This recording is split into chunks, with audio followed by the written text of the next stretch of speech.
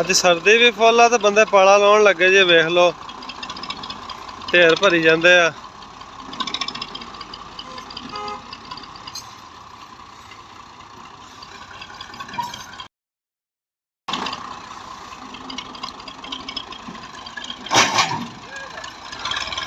पीला ले लिया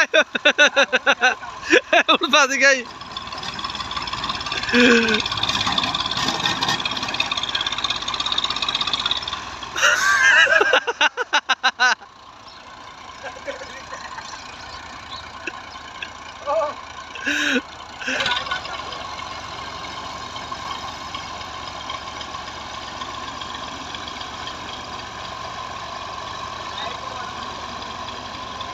पिलर हलाता ही